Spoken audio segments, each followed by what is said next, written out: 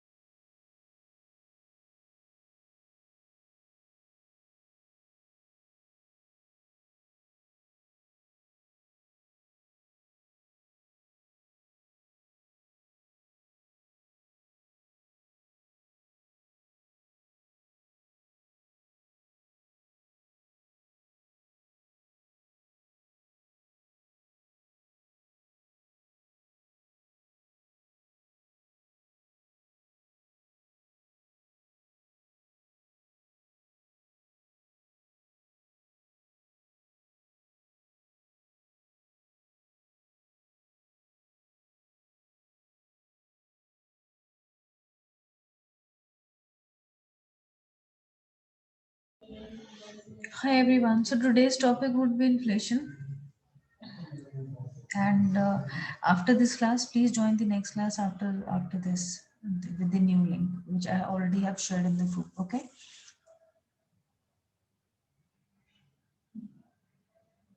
मेरा internet connection थोड़ा सा आज अनस्टेबल है.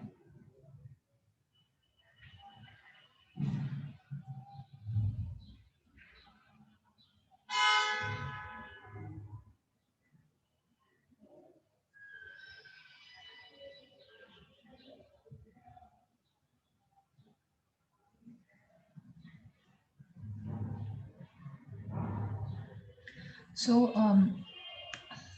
इन्फ्लेशन हमारा टॉपिक जो है, what this topic says is, वैसे तो हमको एक आइडिया है कि वो इन्फ्लेशन क्या होता है. जैसे पहले भी हम लोगों ने डिफरेंट टॉपिक्स में डिफरेंट डिस्कशंस किए हैं इन्फ्लेशन के बारे में.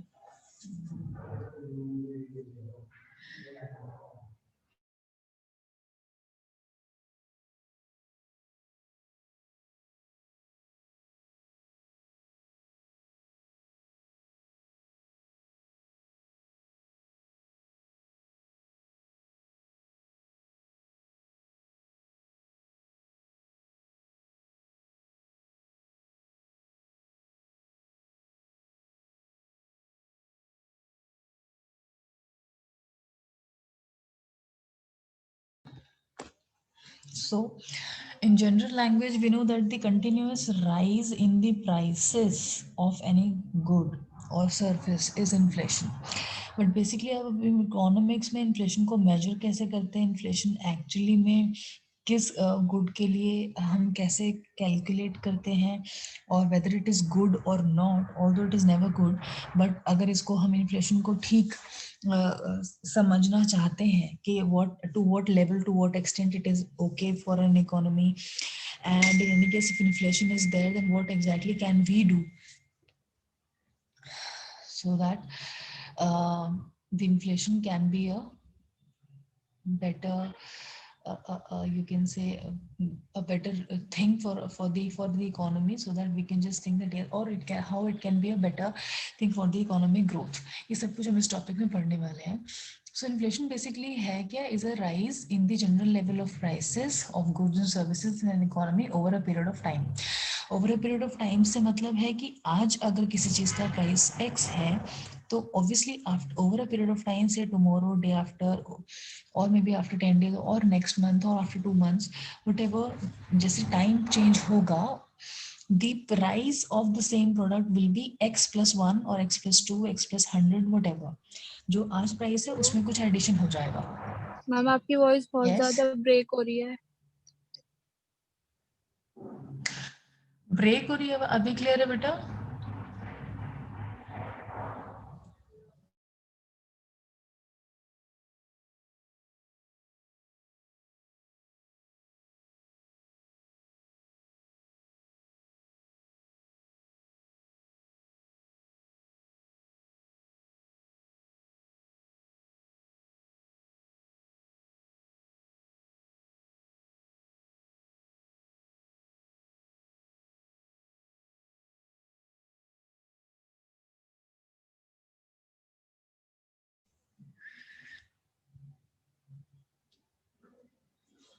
Let me just try another connection, internet connection. Hold on. I might get disconnected also.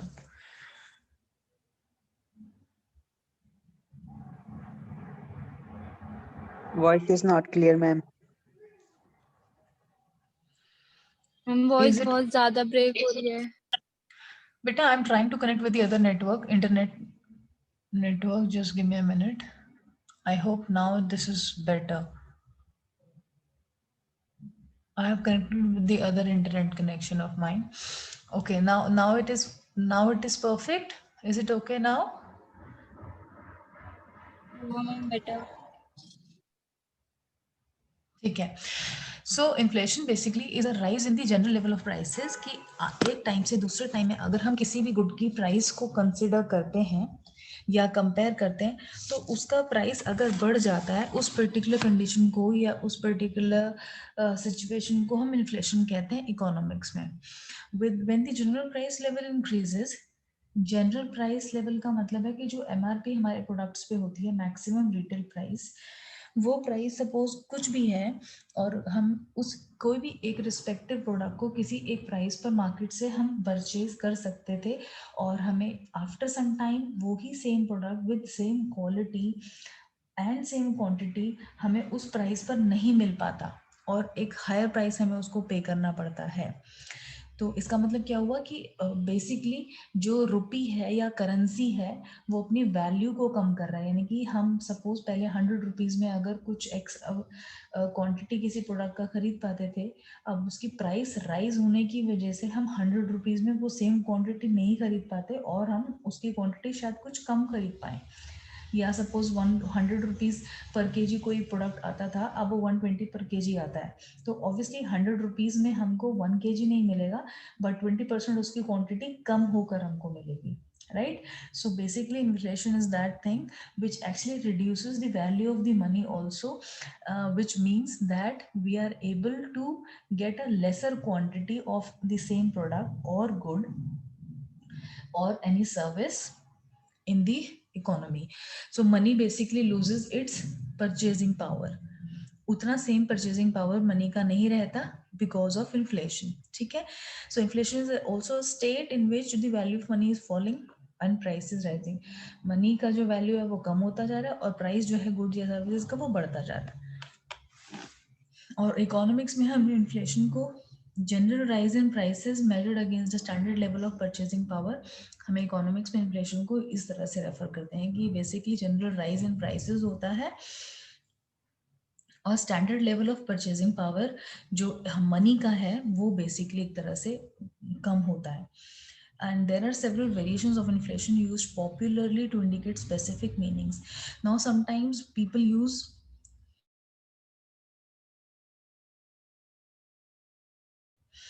inflation we are using when there are regular a rise in the prices, yeah, prices are going up. There can be a situation when the situation is completely opposite. You can say inflation में हम rise in price पढ़ रहे हैं, there can be a situation where the prices will be lowering. Although this situation is very much unpractical, और ये होता नहीं है जनरली कि प्राइस किसी भी प्रोडक्ट का पहले ज़्यादा हो और बाद में कम हो जाए. It is only in the case of sale में, अगर कोई पुराना प्रोडक्ट कोई कोई कंपनी है जो निकालना चाहती है कुछ है, बट इन जनरल टर्म्स किसी की भी चीज़ का प्राइस कम नहीं होता है. अगर वो प्राइस कम हो रहा है बेसिकली, तो उस पर्टिकुलर कंडीशन को हम कहते हैं डिफ्लेशन. और deflation is basically the opposite of inflation. Situation deflation की जो होती है, कभी भी अगर इकोनॉमी में है कहीं पर भी, ये डिफ्लेशन जो सिचुएशन है वो सब चीज़ों की कॉस्ट को कम कर देती है. ये बहुत टाइम पे ये कब होता है किसी इकोनॉमी में, जब बिल्कुल रिसेशन है और मार्केट में कुछ भी नहीं है, ना कुछ प्रोड्यूस हो पा रहा है, ना ही लोगों के पास पैसा है तो वो कुछ डिमांड कर रहे हैं. जब डिमांड ही नहीं करेंगे तो जो ऑलरेडी मार्केट में सप्लाइड गुड्स हैं या सर्विसेज हैं उनकी प्राइस ऑटोमेटिकली कम हो जाती है. तो ये भी एक सिचुएशन है इकोनॉमी की या मार्केट की जिसमें कि डिफ्लेशन होता है, जो जनरली जनरल मैनर में नहीं होता, but if it is a huge recession और something, then sometimes it happens कि the prices are reduced. So deflation is basically when the general level of prices is falling. So it is the opposite situation of inflation. ठीक है, which is also known as disinflation. तो दोनों word ठीक है. अगर हम उसको disinflation या डिफ्लेशन दोनों यूज कर रहे हैं, those both the words are the same situation and the opposite of inflation. The lack of inflation may be an indication that economy is weakening. समझ आया? जैसे मैंने बोला कि रिसेशन का जब टाइम होता है, वीकनिंग, यानी कि अगर कभी डिफ्लेशन आ गया है मार्केट में, हर चीज़ का प्राइस कम हो रहा है कुछ है, इसका मतलब हमारी इकोनॉमी जो है वो वीक हो रही है. बहुत हद तक इन्फ्लेशन टू सर्टेन एक्सटेंट तक इकोनॉमी को की ग्रोथ का इंडिकेटर भी है. हम ये समझते हैं कि अगर प्राइसेस हर चीज़ का बढ़ रहा है, बहुत ज़्यादा बढ़ रहा है, तो ये बहुत ही नेगेटिव साइन है एंड ऑल दिस थिंग्स. ये ट्रू है टू सर्टेन एक्सटेंट, बट अगर आप समझिए कि प्राइसेस भी बढ़े और दूसरी तरफ इनकम भी बढ़े किसी पर, मतलब सारे लोगों की सपोज इनकम भी उस हिसाब से बढ़ गई और प्राइसेस भी बढ़ गए, इसका मतलब कि इकोनॉमी ग्रो कर रही है, इकोनॉमिक ग्रोथ की तरफ हम जा रहे हैं. That we are able to manage the inflation by increasing the wages और the salaries of the employees also. If government is able to manage that, then inflation is okay. और आगे हम पढ़ेंगे किस परसेंटेज 4 to 5% तक अगर inflation रहता है तो आरबीआई इंडिकेट करता है कि this is okay and a manageable condition. उससे ऊपर ज्यादा प्राइसेस अगर बढ़ते हैं परसेंटेज से, यानी कि 100 की अगर आज कोई चीज बिक रही है और वो 105 रुपए की मिलती है, 104 की या 102 की, 103 की, व्हाटएवर, 4 to 5% का अगर रेज रहता है, then it is okay if by that 4 to 5% increments भी इंप्लॉइज को मिलता है, तो जो जनरली गवर्नमेंट देती है, जनरली प्राइवेट सेक्टर में भी ईयरली हमारे एनुअली अप्रेजल्स होते हैं, तो वो फिर एक गुड साइन है. But deflation is actually the meaning of weakening of the economy. Now hyper inflation क्या होता है? हाइपर इन्फ्लेशन का मतलब इन्फ्लेशन से एक और ज्यादा रैपिड मैनर में अगर प्राइसेस बढ़ रहे हैं, मतलब प्राइसेस बढ़ना इज इन्फ्लेशन. बहुत ज़्यादा रैपिडली इन्फ्लेशन होना, बहुत छोटे छोटे टाइम के स्पैन में प्राइस बढ़ना, यानी कि से ऑन मंथली और ऑन 2 मंथली बेसिस अगर प्राइस बढ़ते जाएं बार बार, तो वो फिर हाइपर इन्फ्लेशन का सिचुएशन हो जाता है मार्केट में. हाइपर इन्फ्लेशन का मीनिंग हो गया कि रैपिडली इन्फ्लेशन बढ़ रहा है और शॉर्ट स्पैन में बढ़ रहा है, तो वो हाइपर इन्फ्लेशन है. Hyper inflation. स्टैगफ्लेशन क्या होता है? Stagflation is the worst condition. Hyperflation से भी ज्यादा बुरी है. Inflation to certain extent is bad for the economy अगर वो बहुत ज्यादा हो रहा है, और हाइपरफ्लेशन उससे भी ज्यादा वर्स्ट कंडीशन है. Stagflation is the you can say most worst condition. क्यों? क्योंकि उसमें क्या होता है कि स्टैगफ्लेशन में एम्प्लॉयमेंट भी नहीं होता लोगों के पास, मतलब कि अनएम्प्लॉयमेंट भी बढ़ता जाता है, यानी लोगों की जॉब्स भी जा रही हैं, जॉब्स भी लोगों के पास नहीं है, और कंटिन्यूसली हाई इन्फ्लेशन भी हो रहा है. That particular situation is stagflation, जिसमें कि इकोनॉमी ग्रो जो कर रही है वो बिल्कुल स्लो हो गई है, स्लो या लो हो गई है ग्रोथ. एम्प्लॉयमेंट जो है वो बिल्कुल खत्म हो गया है, या अनएम्प्लॉयमेंट बहुत हाई हो गया है, और इन्फ्लेशन भी हाई हो रहा है. इस सिचुएशन को हम स्टैगफ्लेशन कहेंगे. Inflation is all about prices going up but for healthy economy wages should also be rising as well. अगर हमें अपनी इकोनॉमी को हेल्दी बनाना है और हमें रियली देखना है कि इकोनॉमी ग्रो करे हमारी, सो इन्फ्लेशन अगर हम बढ़ा रहे हैं, सपोज हमारी मार्केट या इकोनॉमी में हम कंट्रोल नहीं कर पा रहे और इन्फ्लेशन बढ़ रहा है same for more than 4 to 5%, तो उतनी ही प्राइसेस है. अगर हम वेजेस भी बढ़ा पा रहे हैं, then it is a healthy situation, then the economy is growing. Question shouldn't be whether inflation is rising, but whether it is rising at a quicker pace than your wages. Then it is a question of problem. कि मतलब inflation में price तो बढ़े जा रही है, हर 2 महीने 6 महीने में प्राइस बढ़ रही है, लेकिन हमारी जो वेजेस सैलरीज हैं वो साल या 2 साल के अंदर बढ़ती है थोड़ी बहुत, तो फिर ये प्रॉब्लमेटिक हो जाएगा. As and when the prices are revised in the same time, if we are getting the revised salary, then that situation will not be a problematic situation for anybody in the country, and economy will also be rising. So inflation is a good sign in any economy if we are able to manage to increase the wages and the salaries proportionately also in our entire economy. ठीक है. और RBI consider करता है कि 4 से 5% का अगर inflation economy में एक साल में हो रहा है, तो कोई बहुत ज़्यादा मतलब this is not a very bad situation और very bad situation for our economy, या कुछ ऐसा इकोनॉमी लो हो रही है, ऐसा कोई सिचुएशन नहीं है. 4 to 5% एक साल में अगर इंक्रीज हो रहा है, it is fine and acceptable also. Just that we should be able to manage our wages also in that way. Okay, now next is impact.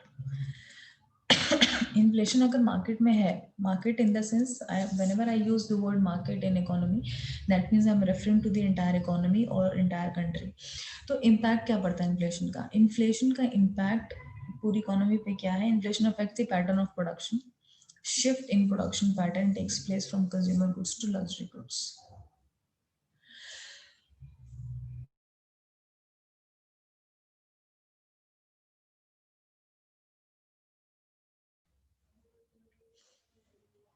Sorry, inflation affects the pattern of production. मैंने say this की pattern of production, अगर किसी भी suppose product का price बढ़ रहा है और वो प्रोडक्शन को हम सपोज कोई, आपने देखा होगा हम जो भी कंज्यूमेबल आइटम्स यूज करते हैं, जनरली हमको वो आइटम्स के जो पैकेजेस होते हैं वो नए नए पैकेजेस आते रहते हैं, या कंपनी कुछ ना कुछ नए फ्लेवर्स में कुछ कंज्यूमेबल आइटम्स को लॉन्च करती रहती है, या और कुछ भी नहीं करेगी, प्रोडक्ट भी सेम होगा तो एटलीस्ट नया पैकेज ही चेंज कर, पैकेज ही नया कर देते हैं, एटलीस्ट पैकेज का कलर चेंज कर दिया या कुछ भी ऐसा, या उसका पैकेज का जो बॉक्स है, बॉक्स को बॉटल है तो bottle, what ever kind of a product it is, वो चेंज करती रहती है. तो वो स्विच करना बेसिकली, कोई भी प्रोडक्शन कंपनी, मैन्युफैक्चरिंग कंपनी वो ये सोचती है कि अगर हम इस प्रोडक्ट की प्राइस को बढ़ा रहे हैं तो वो कुछ ना कुछ उसमें चेंज कर देती है, प्रोडक्शन पैटर्न में चेंज हो जाएगा. फिर अगर ऑब्वियसली पैकेजिंग चेंज होगी तो भी प्रोडक्शन प्रोसेस में, पैकेजिंग वाले प्रोसेस पे जब हम आएंगे, स्टेप पे आएंगे, तो वो चेंज होगा ना पैटर्न.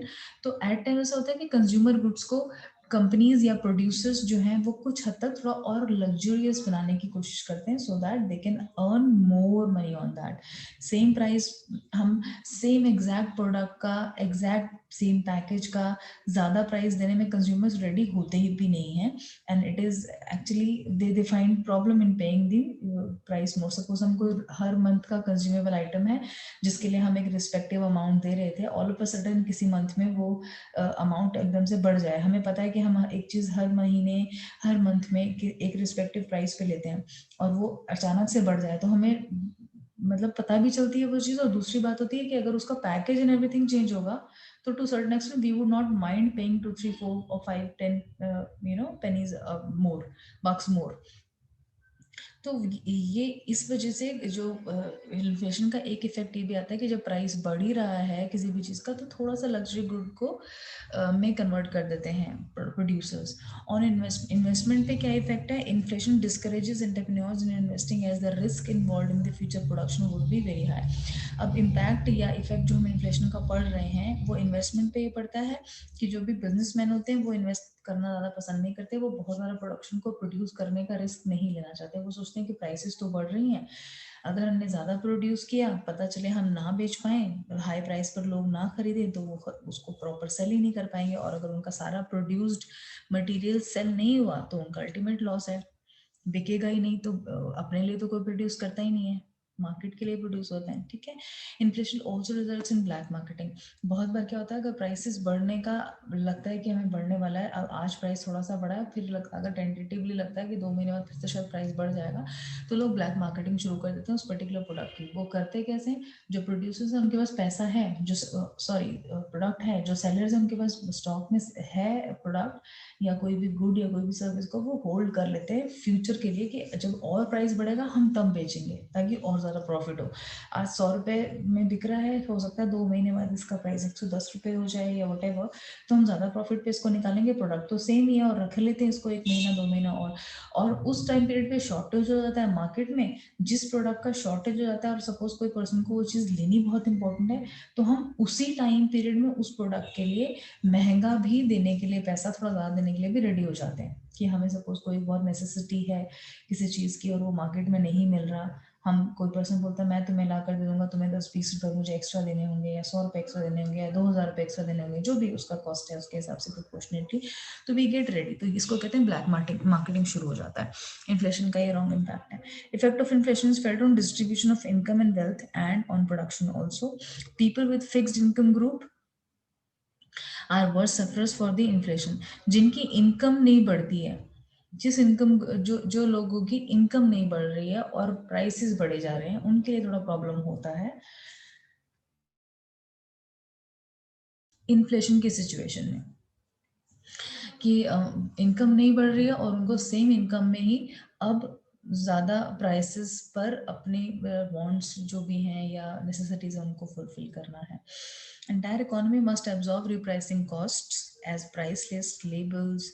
ये सब कुछ हमारी कंपनी, हमारी पूरी entire economy, not company but the economy में हमको ये सब चीज़ों से अपडेट रहना चाहिए कि अगर कुछ भी रीप्राइसिंग हो रहा है, क्या मतलब प्राइस लिस्ट किसी भी चीज़ का प्राइस कितना है, या सपोज लेबल्स हम लोग चेंज कर रहे हैं कि नहीं कर रहे हैं। जैसे कि कई बार होता है कि अगर आप पुराना बहुत सारे सेलर्स जो हैं वो क्या करते हैं, आपको जैसे ही प्राइस बढ़ जाता है ना, नए प्रोडक्ट का प्राइस बढ़ा, उन्होंने आप उनके पास जो एग्जिस्टिंग यूनिट्स हैं वो भी आपको महंगे में ही देंगे। यानी कि सपोज एक बॉटल है किसी चीज़ की हमने खरीदी, जो नया मार्केट में प्रोडक्ट आ रहा है, नई बॉटल जो प्रोड्यूस करके दे रहे हैं वो हाई प्राइस पे बिक रही है, लेकिन पुराना जो तुम्हारे पास स्टॉक पड़ा हुआ है शॉपकीपर्स उसको भी हाई में देने लगते हैं कि इसका प्राइस अब बढ़ गया है।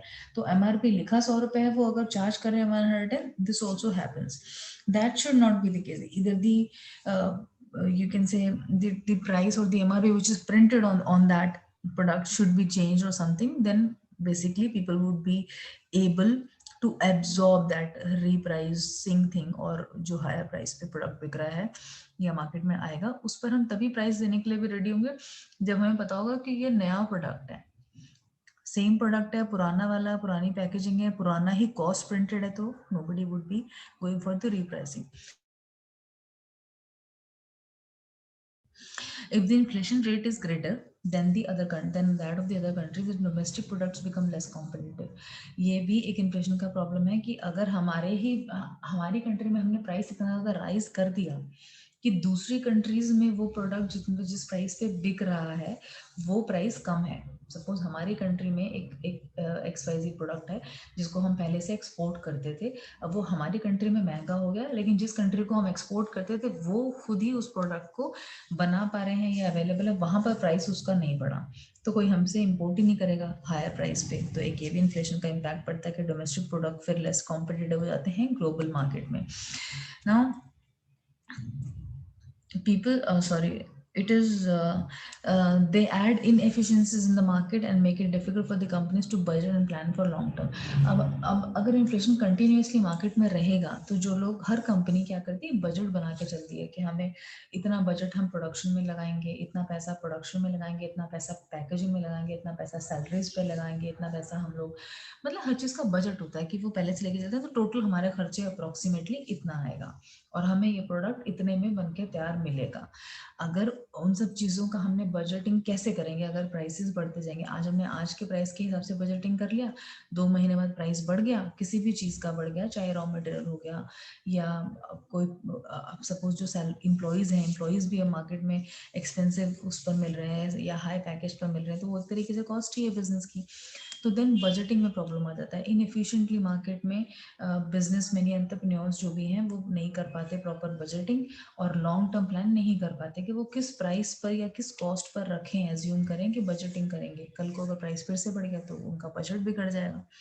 वो अरेंजमेंट करके रखेंगे आज के बजट के हिसाब से और फ्यूचर में प्राइस बढ़ गया तो प्रॉफिट मार्जिन बिल्कुल कम आ जाएंगे, हो सकता है लॉस में ही चले जाएंगे। ठीक है, एक्सचेंज रेट और ट्रेड पर क्या इम्पैक्ट पड़ता है? There can be negative impact for the trade also. और जैसे मैंने आपको बताया इम्पोर्ट एक्सपोर्ट जो भी हम कर रहे हैं अगर ग्लोबल मार्केट में है और अब विद इन कंट्री की बात नहीं कर रहे हैं तो हम अपनी कंट्री में ही कंट्रोल कर सकते हैं ना प्राइस के साथ पर वेजेस या सैलरीज। दूसरी कंट्रीज पर हमारा कोई कंट्रोल नहीं है। दूसरी कंट्रीज में अगर हम हायर प्राइस पर जो हम अपनी कंट्री में दे रहे हैं अगर दूसरी कंट्री को भी एक्सपोर्ट करेंगे तो दूसरी कंट्रीज में हम सैलरीज तो नहीं बढ़वा सकते ऑफ द एम्प्लॉयज, वो उनकी गवर्नमेंट का कॉल है। तो ये कहीं ना कहीं इम्पैक्ट करता है रॉन्गली हमारे एक्सचेंज रेट पर भी और ट्रेड पर भी। एक्सचेंज रेट क्या होता है कि रुपये की वैल्यू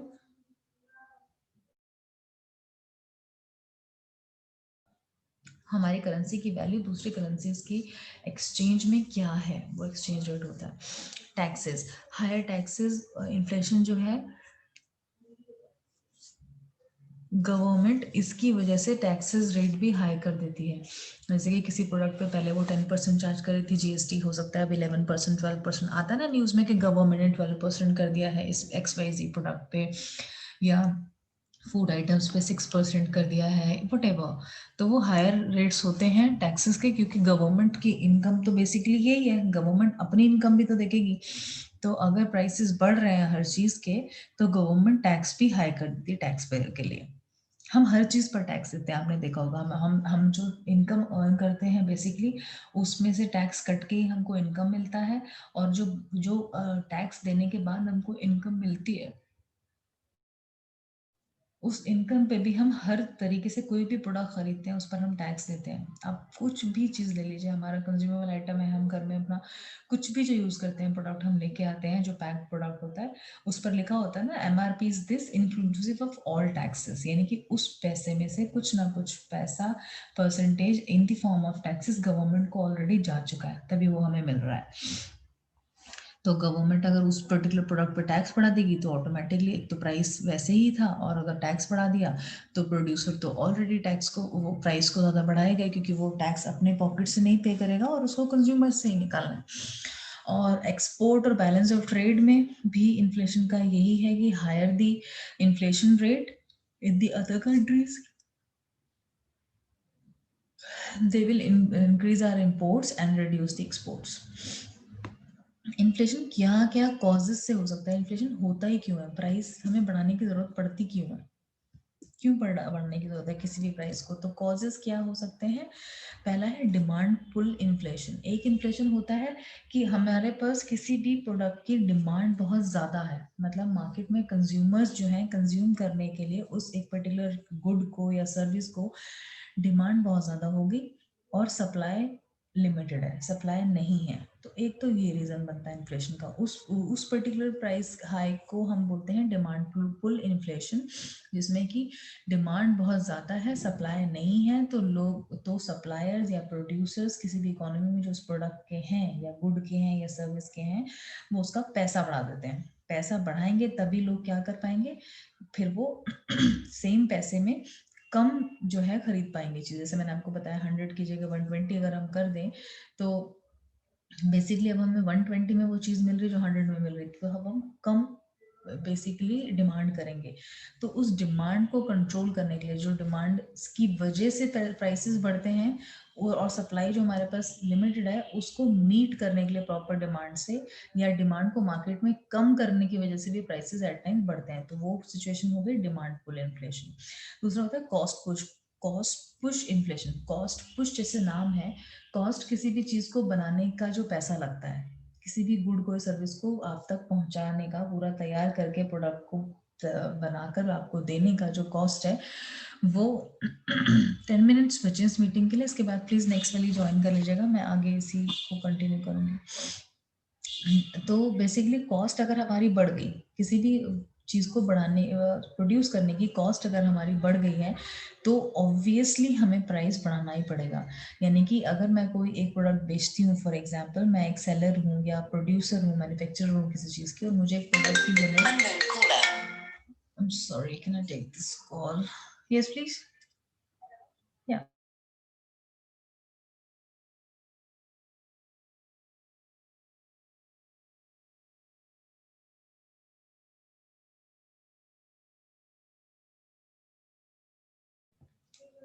सॉरी।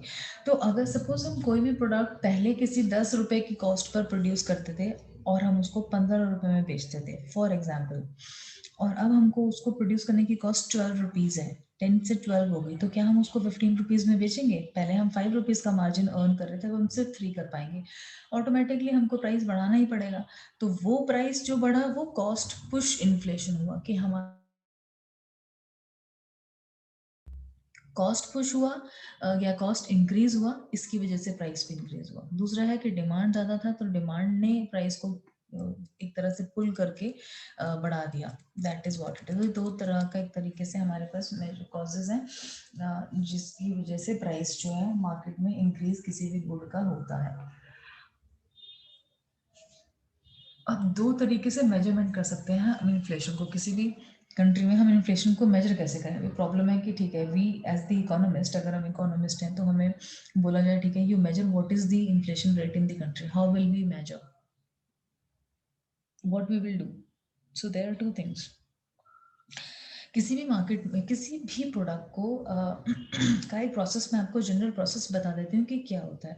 प्रोड्यूसर या मैन्युफैक्चरर वो पहली पार्टी होगी जिस जो प्रोड्यूस कर रहा है प्रोडक्ट को, एक्चुअली में उसकी फैक्ट्रीज में प्रोडक्शन हो रही है और मैन्युफैक्चर हो रहा है प्रोडक्ट, और एज फिनिश्ड गुड पैकेजिंग होने के बाद एज अ फिनिश्ड गुड जो कंज्यूमेबल प्रोडक्ट है डायरेक्टली वो बाहर आता है। ठीक है, उस पर्टिकुलर फैक्ट्री से या इंडस्ट्री से वो चीज बाहर आई तो वो हो गया प्रोड्यूसर, पहली पार्टी। दूसरी पार्टी वो अब आगे देगा, डिस्ट्रीब्यूटर्स होते हैं। Next party is distributors at times, अगर बहुत बड़े लेवल पे बिजनेस हो रहा है तो मैं बात कर रही हूँ। डिस्ट्रीब्यूटर क्या करेगा? Distributes, he takes it from the manufacturer or the producer the good quantity of the product and he distributes to the wholesalers.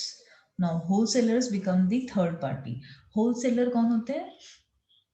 जो कि या तो डायरेक्टली भी मैन्युफैक्चरर से ले लेते हैं, या अगर उनके बीच में एक और पार्टी होनी होती है तो वो डिस्ट्रीब्यूटर होती है जो थोड़ा बहुत अपना मार्जिन रखता है और होलसेलर्स को उनके जगह पे जाकर खुद वो डिलीवर भी करवाता है, ट्रांसपोर्टेशन कॉस्ट भी खुद बेयर करता है एंड ऑल दैट।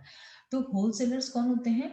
वो लोग होते हैं जो बहुत ही ज्यादा बल्क क्वांटिटी में सामान को उठाते हैं और वो डायरेक्टली कंज्यूमर्स को नहीं बेचते। होलसेलर्स डायरेक्टली कंज्यूमर्स को नहीं बेचते, वो बेचते हैं उन शॉपकीपर्स को जो डायरेक्टली कंज्यूमर्स को बेचेंगे। रिटेलर्स, हम जिनसे जाकर खरीदते हैं ना सामान, हम जिन शॉप से जाकर शॉपकीपर्स से जाकर सामान खरीदते हैं एज द डायरेक्ट कंज्यूमर्स, वो होते हैं रिटेलर्स। रिटेलर्स डायरेक्टली मैन्युफैक्चरर्स से बहुत कम होता है कि खरीदते हैं, अगर बहुत लो लेवल पे कोई काम हो रहा है तो डायरेक्टली इंटरफेयर होता है, इंटरफेरेंस होता है, कोऑर्डिनेशन होता है। अदरवाइज मैन्युफैक्चरर और रिटेलर्स के बीच में दो पार्टी होती हैं, डिस्ट्रीब्यूटर और होलसेलर, या कम से कम एक तो होती ही है, वो होते हैं होलसेलर्स। तो होलसेलर्स डायरेक्टली आपको 1 या 2 यूनिट अगर आपको होलसेलर से खरीदनी है तो वो आपको देगा ही नहीं। सपोज हमें एक शैम्पू का बॉटल खरीदा है और हम होलसेलर के पास जाके बोलेंगे कि एक शैम्पू का बॉटल ले लो, तो वो हमें नहीं देगा। वाई? बिकॉज उसके जो कस्टमर्स हैं वो हम नहीं हैं एक या दो क्वांटिटी वाले, उसके कस्टमर्स हैं रिटेलर्स जो कम से कम 10-10, 20-20, 50-50 या 100-100 क्वांटिटी तो उठाएंगे उससे, तो वो बल्क में ऑर्डर्स रिटेलर्स को देता है। ठीक है, होलसेलर के पास गया और होलसेलर को भी एक प्राइस पे मिलता है और प्रोडक्ट अपने डिस्ट्रीब्यूटर या मैन्युफैक्चरर से, और होलसेलर उसमें अपना थोड़ा सा मार्जिन रख के और रिटेलर को वो देता है कुछ प्राइस पे। जिस प्राइस पर रिटेलर को मिला, रिटेलर उस पे अपना मार्जिन रख के फिर कंज्यूमर्स को देता है। So you see how many parties are involve, और उन सब पार्टीज का अपना कमीशन या उन सब पार्टीज का अपना कुछ ना कुछ मार्जिन, नॉट इवन कमीशन, तो कुछ ना कुछ प्रॉफिट के लिए तो हर कोई काम कर रहा है। होलसेलर्स भी काम कर रहे हैं तो अपने प्रॉफिट के लिए या मतलब इनकम के लिए तो हर कोई काम कर रहा है। तो होलसेलर्स हो गई एक पार्टी और दूसरा होता है main retailers.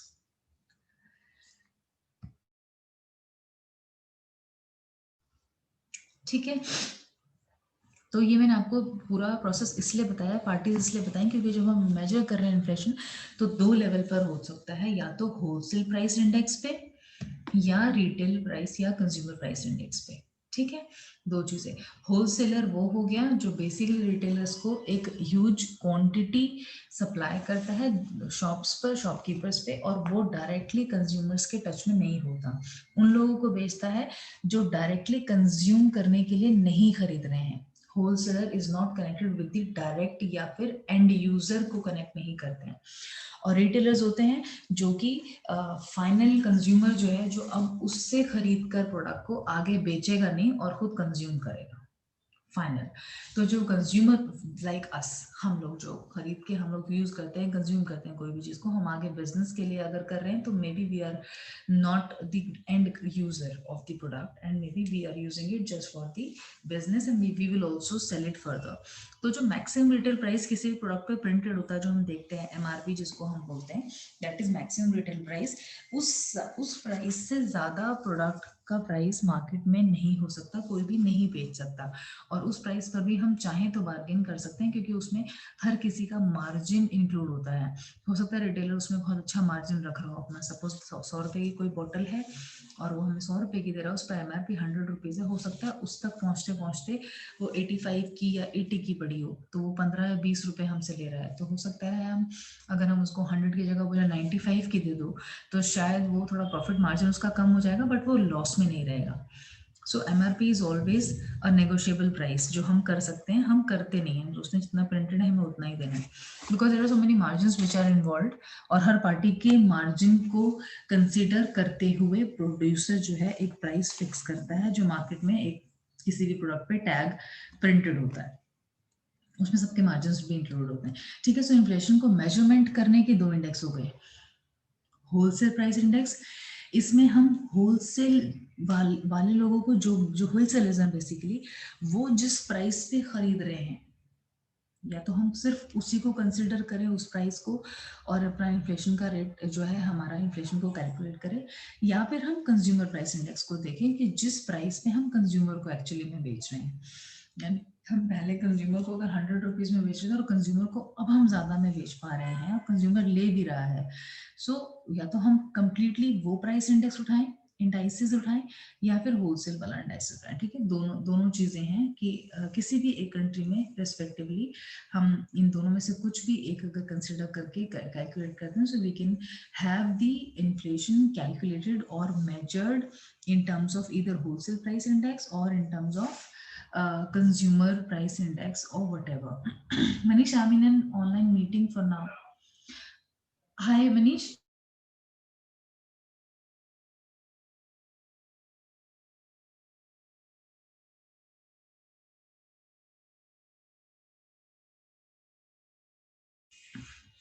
Sorry. So this was it. This meeting is about to over. मैं अभी आपको नेक्स्ट मीटिंग में ये होलसेल और कंज्यूमर प्राइस इंडेक्स को कवर करके और मेजरमेंट के प्रोसेसेस आपको बता देती हूँ। ठीक है, we will please connect after this meeting in the next meeting so that we can cover this topic and we can start the last one. Wholesale price index is basically an Have indicator. another class also. Sorry, beta. And we have another class also. When? I'm at 2:50.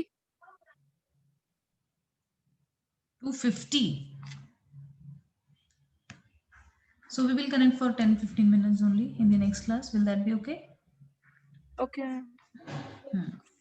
I'll quickly finish this pending topic and then we will. You just immediately join after this. I'm going to start the other meeting. I'm ending it up and I'm going to start the other meeting. ठीक है, आप उसको join करिए सब लोग please.